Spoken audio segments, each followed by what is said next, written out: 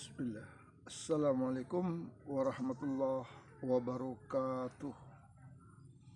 Innal hamdalillah nahmaduhu wa nasta'inuhu wa nastaghfiruh wa na'udzu billahi min syururi anfusina wa min sayyiati a'malina.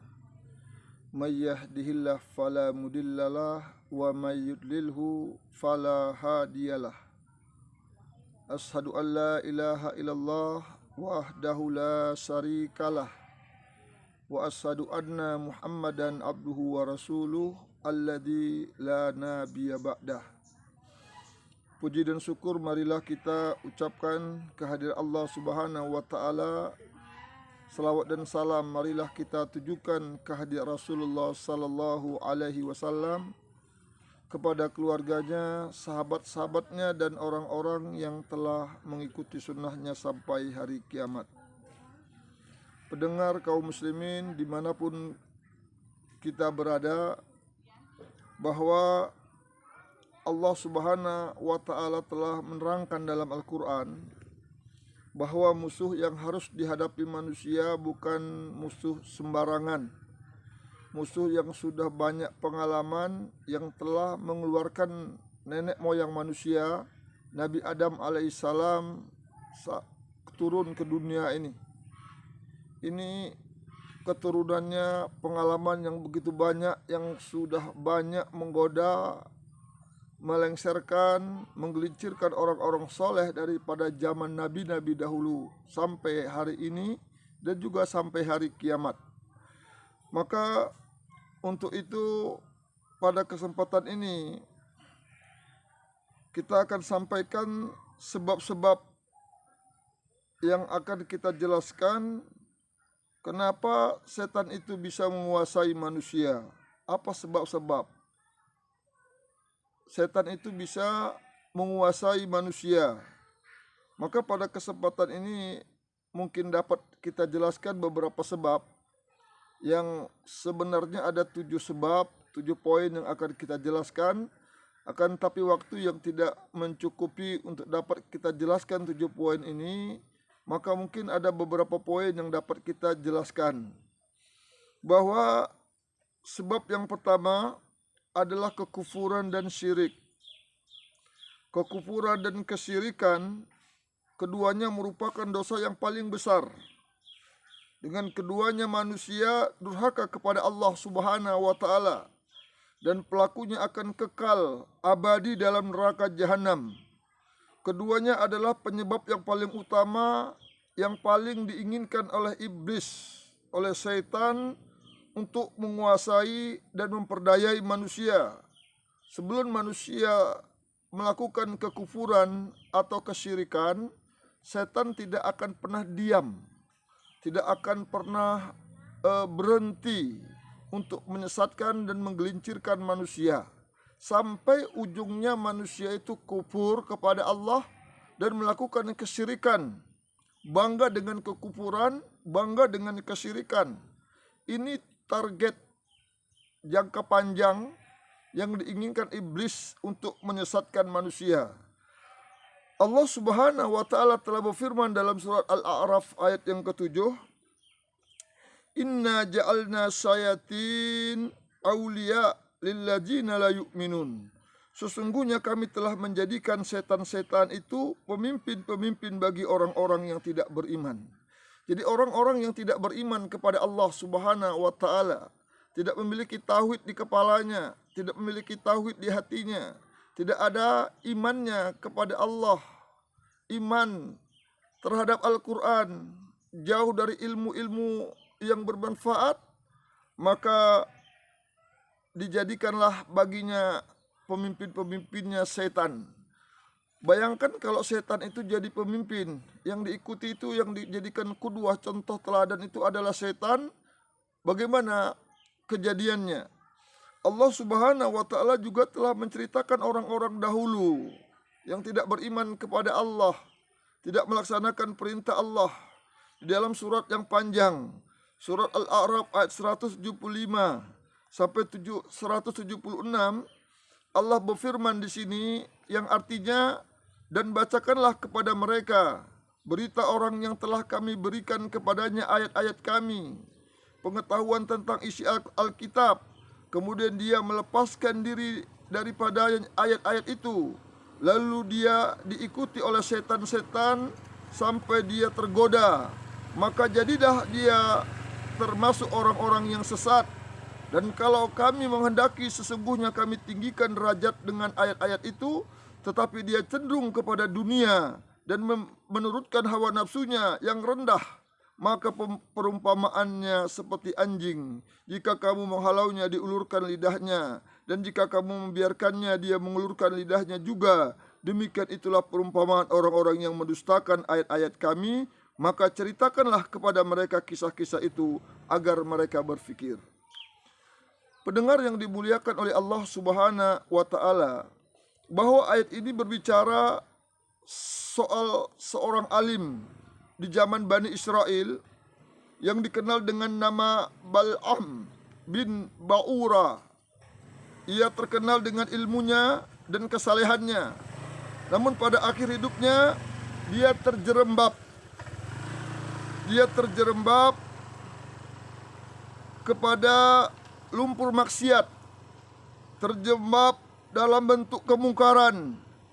Dia meninggalkan ilmu para nabi yang diajarkan pada waktu itu, dan amalnya hingga mati dalam su'ul khotimah. Bahwa setan mendorong Bal'am bin Ba'ura untuk berbuat maksiat hingga ia termasuk orang-orang yang sesat. Padahal sebelumnya ia adalah orang-orang yang mendapat petunjuk dan mengajarkan agama kepada kaumnya.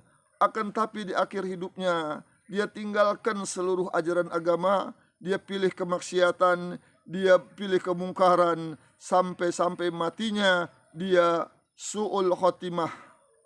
Ini yang diceritakan oleh Allah Subhanahu wa Ta'ala dalam Al-Quran, agar kita ulang-ulang, agar menambah semangat dan motivasi kita untuk dekat kepada Allah Subhanahu wa Ta'ala. Dan di dalam surat Maryam ayat yang ke-83, Allah Subhanahu wa Ta'ala kembali berfirman, alam taro anna arsalna syayatin alal kafirina ta'uzuhum azza. Tidakkah kamu lihat bahwasanya kami telah mengirim setan-setan itu kepada orang-orang kafir untuk menghasut mereka membuat maksiat dengan sungguh-sungguh. Setan ini tidak bermain-main untuk menggoda, menghasut, membisikkan, memberikan janji-janji palsu kepada manusia agar melakukan kemungkaran, agar melakukan kemaksiatan, agar meninggalkan majelis-majelis ilmu, pindah kepada majelis-majelis syaitan yang dilaknat Allah Subhanahu wa Ta'ala, yang dihiasi dengan berbagai macam bentuk kenikmatan. Jadi maksiat itu dihiasi dengan bentuk kenikmatan, dengan bentuk kebahagiaan. Sementara jalan-jalan ke surga itu dihiasi dengan kesengsaraan dan kesusahan. Kayaknya susah untuk masuk surga. Ini yang diinginkan oleh iblis, yang dikerjakan oleh setan. Dan orang seperti ini yang mengikuti bisikan setan, yang tidak memiliki ilmu, tidak memiliki iman di hatinya, orang seperti ini yang dikhawatirkan oleh Nabi kita Sallallahu Alaihi Wasallam terhadap umatnya. Inna mimma atahawwafu alaikum rajulun qara'al Qur'an hatta idza ru'iyat alaihi bahjatuhu wa kana rid'an lil Islam ghairahu ila ma sya Allah ansalakha minhu wa nabadahu wa ra'a dhahrihi wa kharaja ala jarihi bisayf wa ramahu bisyirk.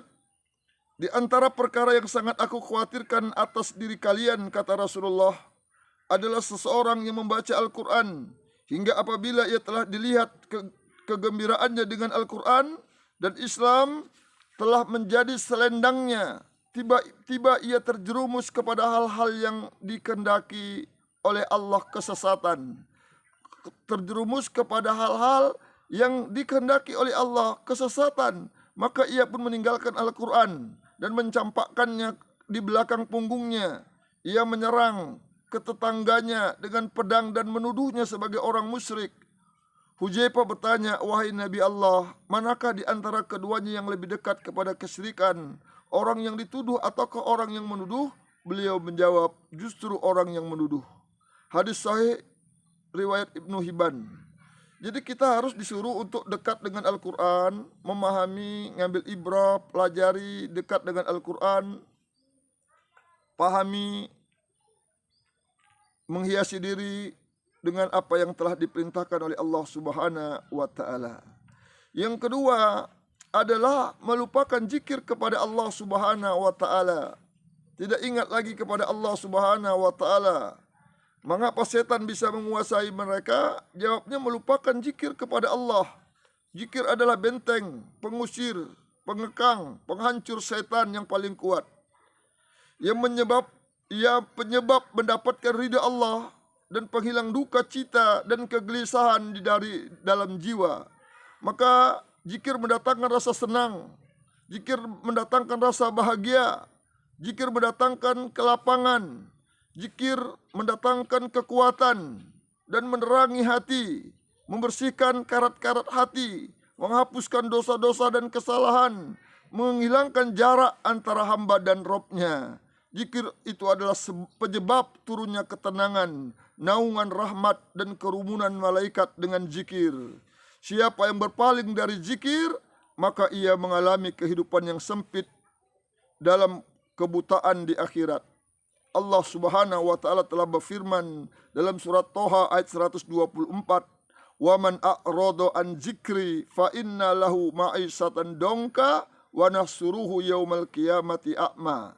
Dan barang siapa yang berpaling dari peringatanku, berpaling dari Al-Quran, berpaling dari sunnahku, maka sesungguhnya baginya penghidupan yang sempit, dan kami akan menghimpunkan pada hari kiamat dalam keadaan buta. Walaupun di dunia ini dalam keadaan melek, bisa melihat jelas matanya sampai matinya, tapi dia berpaling dari Al-Quran, maka nanti di hari kiamat dia akan hidup dalam keadaan buta, dibangkitkan dalam keadaan buta, karena setan menguasai dan menghalanginya dari agama Allah Subhanahu wa Ta'ala.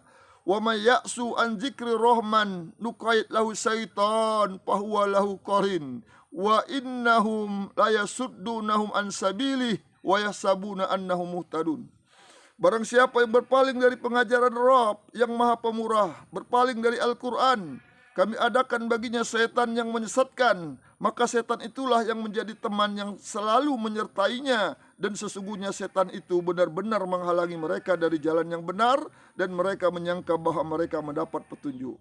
Jadi dukun-dukun itu katanya dia mendapat petunjuk, mengobati manusia, menolong manusia, pada hakikatnya dia adalah kesesatan setan manusia. Setan manusia yang menyesatkan manusia, setan manusia utusan setan jin, rasulnya setan adalah para dukun, para orang pintar, para normal dan lain sebangsanya.